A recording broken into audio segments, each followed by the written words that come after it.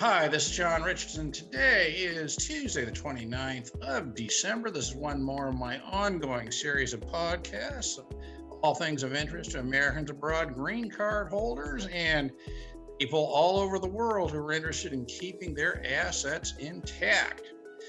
And a couple of days ago, I came across an amazing article in the Wall Street Journal. The title of the article is "A California Plan to Chase Away the Rich." That's the first part, and then keep on stalking them once they've left. And it was a captivating article written by Mr. Hank Adler, who I have now met and is a teacher at Chapman University, where he teaches tax, accounting, and all these things that would give him special insight into the mechanisms that these governments go and the links that they go to, in fact, chase people away and keep on stalking them. So thank you so much for chatting with me today, Hank. How are you? All is good. Pleased to be here. It's a sunny day in Southern California. Okay, well, that's because it's still day there. It's evening in Toronto, Canada, but it's been actually a beautiful, clear day here. Well, first of all, thanks very much for your article. It was incredibly interesting because, as we were chatting earlier, these governments are, one, desperate for funds and basically are going to stop at no lengths to try to get those funds. So, what are we going to? We'll actually perhaps use the title to break our discussion down a little bit.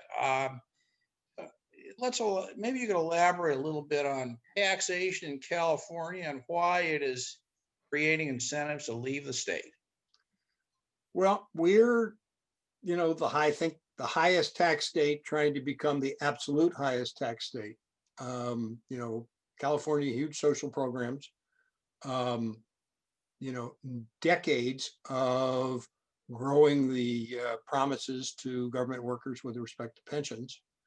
And the state needs a fortune to keep going. And of course, we tend to spend the money on things that we don't need. So the state has a need for funds which they can't keep up with.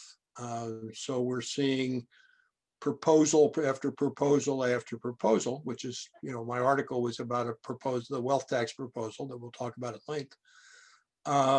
But they're seeking all methodologies of trying to raise money.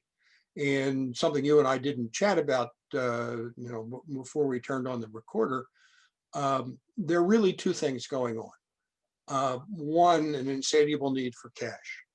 But I think also from from our elected leaders, is some goal and objective to just punish the rich. When some of these dollar amounts that they're talking about from some of these proposals really will hurt the rich, but not be significant enough to impact all the issues of the state. So it's crazy times out here. And of course, provide huge incentives for people to want to sever tax residency with California. Oh, I haven't practiced now for 18 years. I still get, I would say, 2 or 3 calls a month from former clients and friends. And, hi, Hank, how are you? It's been a long time. How do I get out of this place? How do I become a resident of another state, but I still want to be able to have certain assets in the state of California and come see my grandkids? And if I'm getting a couple calls a month and I don't practice, it's pretty easy to understand that there are, probably thousands of California residents thinking of leaving. And now, as we've read on the paper, we have huge players moving out of California to Texas. We lost HP. Elon Musk is moving his operations, and a couple of weeks don't go by where we don't see another major employer leaving. So these are serious issues for the state long term.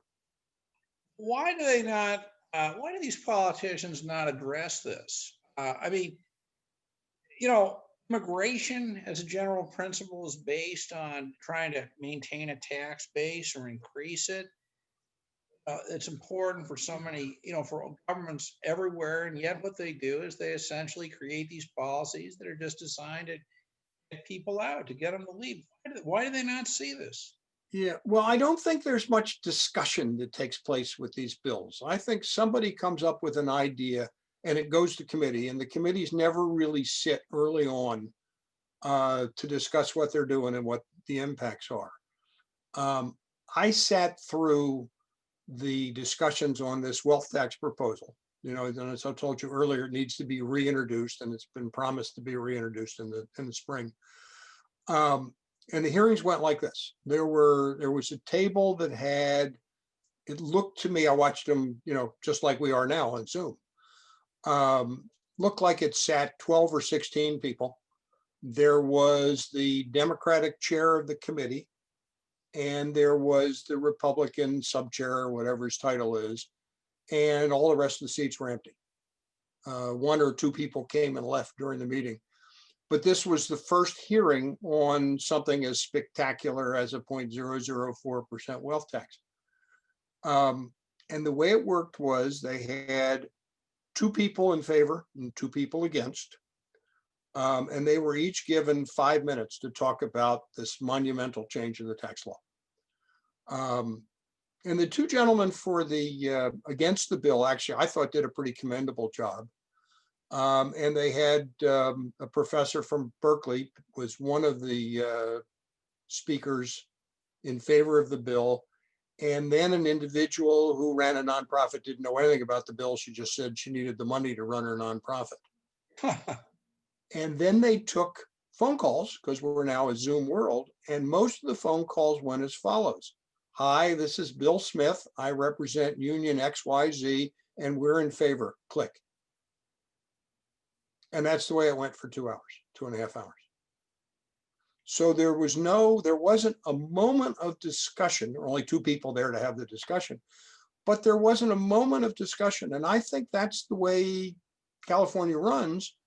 And as the new legislature comes in the spring, there will not be a single CPA or financial advisor in the legislature. It's incredible. That is absolutely incredible. Now, unfortunately, this is, I think, generally how laws are made now, not only in California, but federally. And sometimes they just, for example, this latest COVID relief bill, if it's called that, does all kinds of other things, right? Kind of diverting the focus. I think somewhere buried in that bill is $10 billion for Pakistani gender studies. Yes, I agree with President Trump on this, actually, that, the process is, which is what he's really saying, is that the process itself is suspect. That this is in fact nothing to do with COVID relief, and, using the excuse of a bill for COVID relief to get in all these other kinds of, I wouldn't even call them interests, I would call them desires, projects. Well, the lack of targetness, if that's a word, in that bill, to think that Bob, who has received 100% of his salary during the period of COVID, now whether he was in private industry or was with the government, is going to get a $2,000 check at the same time that Tom or Mary gets a $2,000 check and hasn't worked for 3 months, just strikes at a system that's not working. Terrible. Well, I've got to tell you, this is going on in Canada too. They're just sort of indiscriminately sending out money. Big problem. Right. So what we're moving into is a world, it seems to me, where taxation is becoming, it still includes income, but it now includes taxes based on non-realization events, non-income realization events, AKA wealth taxes. So before we talk specifically about this California suggestion, what are your thoughts on wealth taxes in general? Constitutional, unconstitutional, good tax policy, bad tax policy? Well, I think it's horrible policy. But from a federal standpoint, and there are two views on this, I think it's clearly unconstitutional.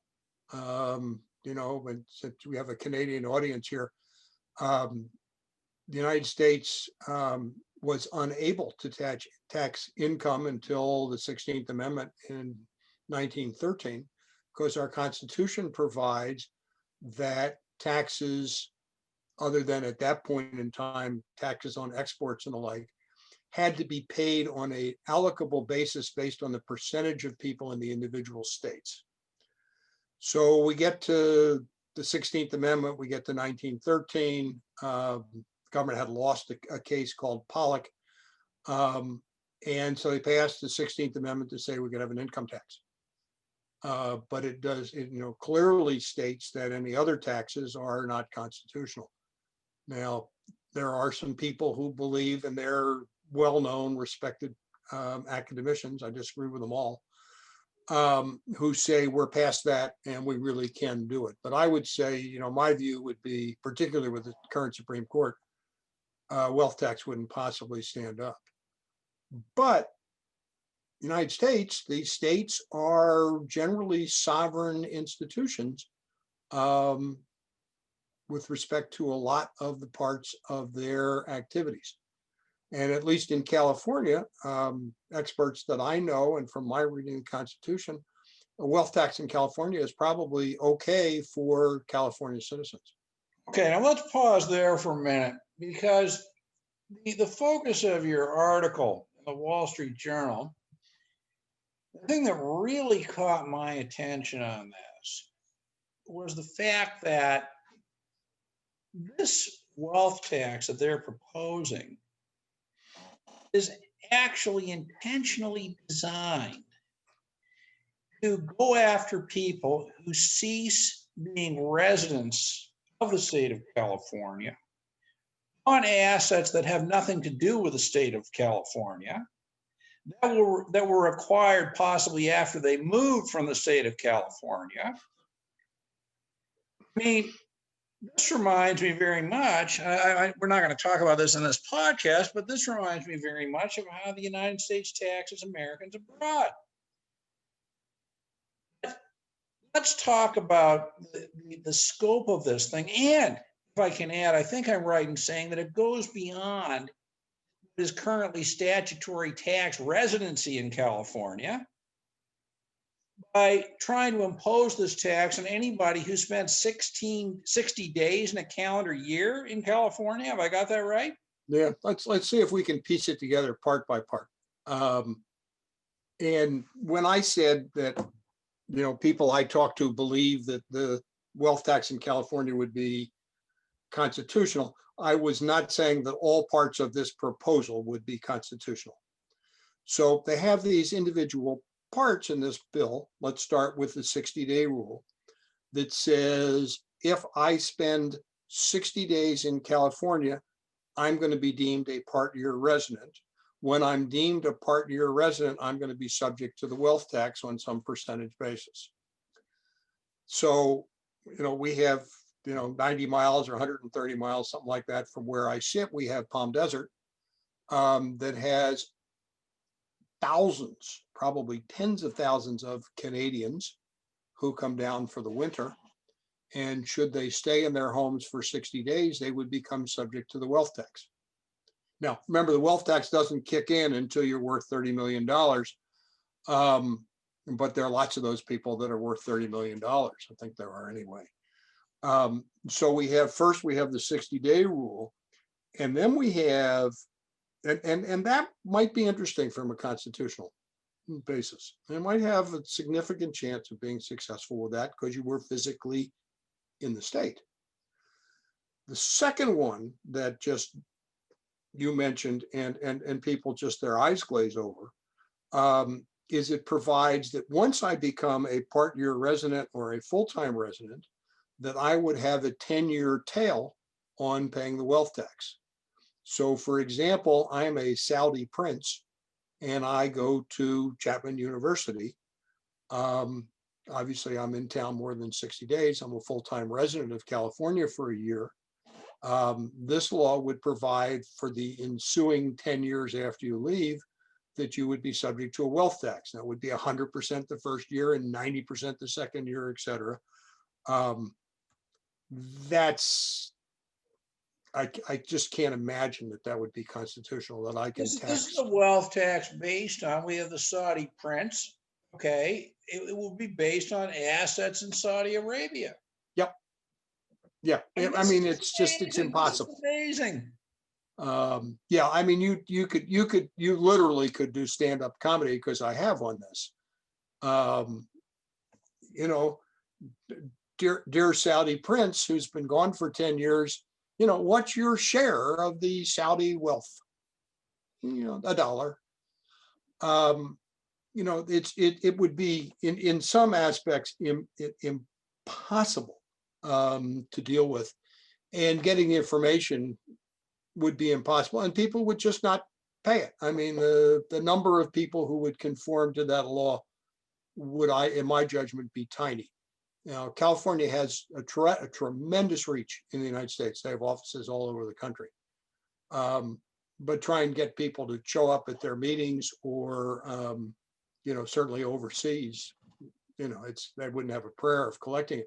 But it is what the law says. Of course, in 2019, so the Toronto Raptors, the Golden State Warriors, and won the NBA championship. And this was, I was at the Raptors home opener in 1993, so this is a big event. Immediately after they won the NBA championship, the discussion immediately shifted to Kawhi Leonard, and where was he going to play next? And I remember there was a fascinating discussion in one of the tax journals about the difference between tax residency in Ontario versus California. Well, if this were to take effect, I mean, do you think any high-paid professional athlete would want to go to play for a California team? Oh, I think it goes further than that. I'm a big UCLA guy, and if you were the number one quarterback in the United States and you were planning, as most of them do, of spending 3 years in California, 3 years subject to the cap, and then being a free agent in year 7, yeah, I might choose a different school. And getting more to your, to what you were talking about, picture the guy going to Stanford, in chemical engineering, or in some technology sector, where we know that, Bob, as I always like to refer to them, is going to go to Stanford. He's going to spend 4 years at Stanford, and then he's going to be the highest expert in some form of technology in the world, and he's going to go out and form a company and be rich. Well, read this law for the 10 years after he leaves California. If he does in fact create that IPO, and God knows we have a lot of really rich young people living in California, they would be subject to the wealth tax. So it would even hurt recruiting. I would think that everybody would want to steer clear of California, period. I mean, for a host of non-tax reasons. Right? For a host of non-tax reasons. I mean, we're a third world country in some parts of the state today. It's unfortunate, but it's true. Well, this is of course, the inequality discussion, I suppose, and this is I mean, who is this professor at where is it, Berkeley? This wealth professor? Well, there are 2 economics professors up there, exceptionally bright guys, educated in Europe. I don't know their first names, but it's Zuckman and Zayez, and they're pretty much involved both at the local level, and they were involved deeply. I think they wrote Elizabeth Warren's plans, now probably a year ago. Bright guys. I told you earlier, they'll answer an email in 2 minutes. But I don't think they have. There's a cultural deal here. For all I know, they might have been behind the wealth tax. It failed in France. I do not know. But I don't think they understand our system and culture, and therefore this makes sense to them. Well, I think it probably makes sense to anybody who, has a gold-plated pension and doesn't have to worry about any of these problems. I think that where it becomes, very difficult is, for people who may actually have to pay this. And yeah, I don't think there's an understanding of liquidity amongst the wealthy. as I say in the article, Zuckerberg's share of the first year tax would be $400 million. So to get the $400 million, he would obviously have to sell shares. So it's an $800 million problem for him in year one. That means he has to sell stock. Well, He doesn't have $800 million of nickels and dimes. Yeah. It's about confiscation and another, you can call it confiscation. Some people may not like the term, but we can politely say it forces the erosion of assets. Yeah, and probably would, with respect to some of these individuals and companies, it would begin to affect the stock values of those companies, and therefore it would roll into the valuation of portfolios that pay pensions. I mean, everything is connected. So it's, this is dangerous stuff, but it's more dangerous in California. I have never done any work or met Elon Musk, but they've been hassling him about a handful of things over the years. And he just picks up and leaves. Over time, his employees are going to be in Texas. And I think it's Ellison has now moved to Lanai, which I guess he owns in Hawaii. Jobs start to disappear. You start driving out those high income individuals, and it doesn't bode well long run for the economics of the state. No, it clearly does. I mean, it's never good to drive productive people away. You would think that rationally they would have tax policies that would encourage people to want to live in California. Yeah, one would think, but one would be wrong. What about the compliance on this? Part of your article that I found interesting was the discussion of how difficult and expensive it would be to comply with this sort of law. Well, yeah, the example I use is, it doesn't start till the individual has $30 million of net worth. But I would also say is that's today. I was going to say it's today. Once you've got it in place, you can take it down without very much trouble, and you can increase this rate. Sure. So you start with my $31 million guy, and he's got a $40,000 tax. It's not going to affect his life, but he's probably going to spend a couple $100,000 on appraisals to prove that it's only $31 million. So one of the things that's interesting about the way the law is written is that it specifically references the estate tax provisions of the Internal Revenue Code. And that is trouble. That is trouble, because that means problems in valuing assets and strange treatment of joint assets, et cetera. What are your thoughts on that? Well, the estate tax is always been interesting. It's if you think about what we talked about a few minutes ago, you say, wait a minute, didn't Hank Adler just say that we can only tax income under the 16th Amendment? And there's a Supreme Court case that goes back, 100 years now, that describes the estate tax as a tax on the transfer of assets from the decedent to whoever the beneficiaries are. And that is, in some ways, one of the more interesting areas of the law to practice in. It's not my primary area, never was, but I've done a lot of negotiations. Determining fair market value is incredibly difficult. Knowing what a business is worth when it is not publicly held, lots of methodologies, lots of discussions, but lots of issues. And lots of discounts, right, for things like lack of control. Well, not in this bill. It just like the bill, the national bill specifically, it says that for convenience, or words to that effect, there won't be discounts. So that if I own 10% of X, I'm just going to take 10% of the fair market value of X. But you still got, which is a nightmare. What the fair market value is. Well, that, and if you own a small percentage of something, it's not worth that percentage of the whole if somebody else controls it. It's just pure economics. So the estate tax has always been a negotiation as opposed to the precision of perhaps the income tax code.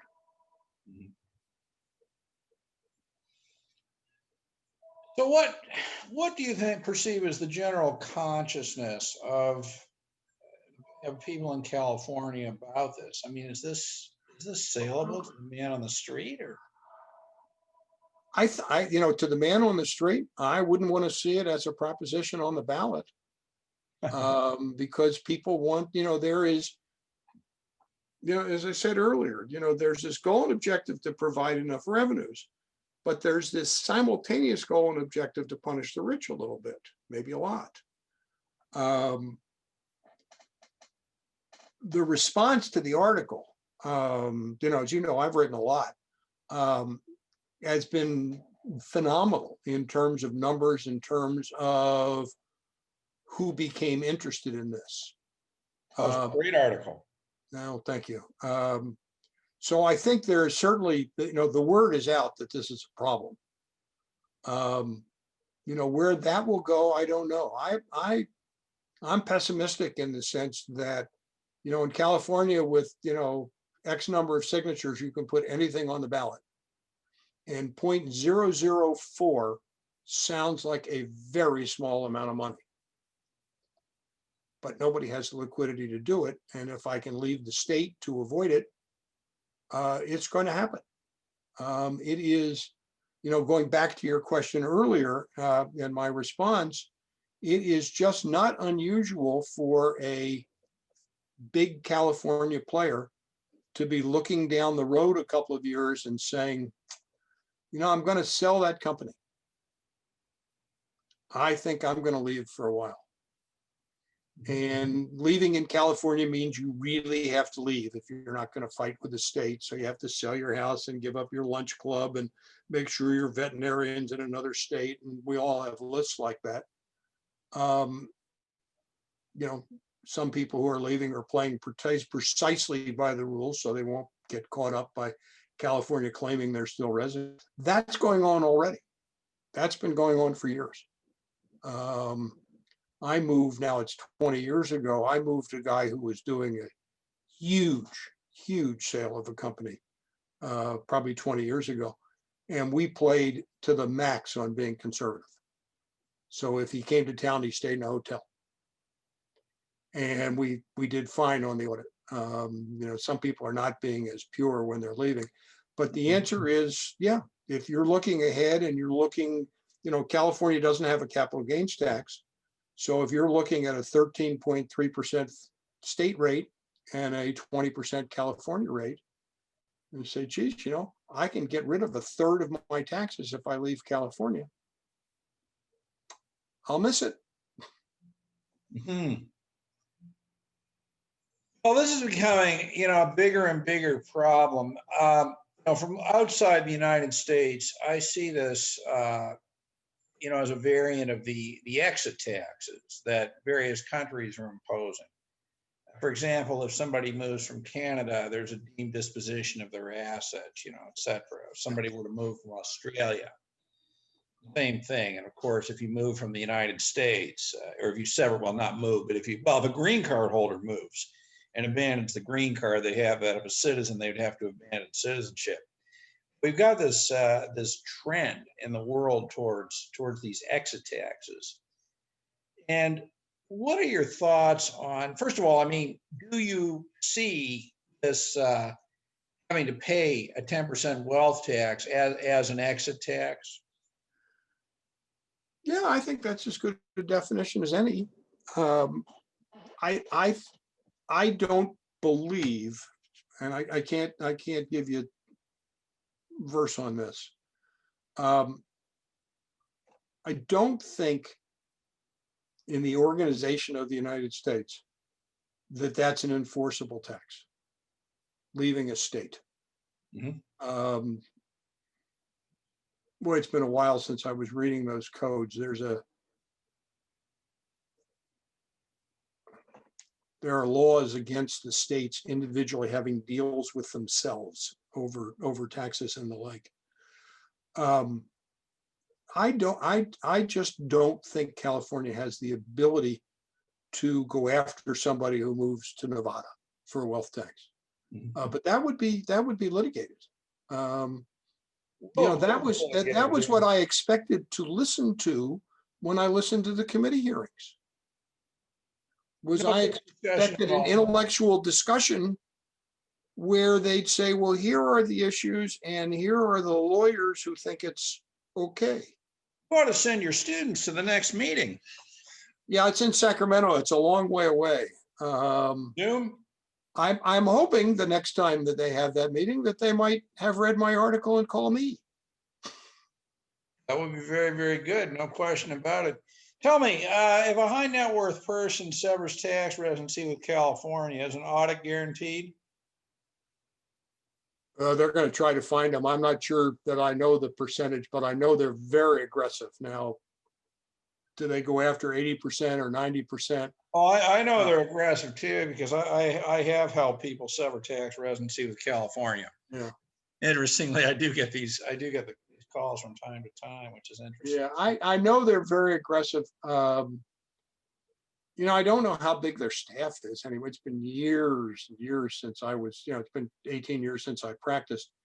But I presume that, if I was the organizer of the California Franchise Tax Board, the chairman, that I would want my people to pursue people who last year paid us a lot of tax and this year are not. So I assume they're doing that. They're not stupid. That's the basis of the federal expatriation tax, right? I mean, it applies to people who basically they think have money, for whether they paid a lot of tax or not.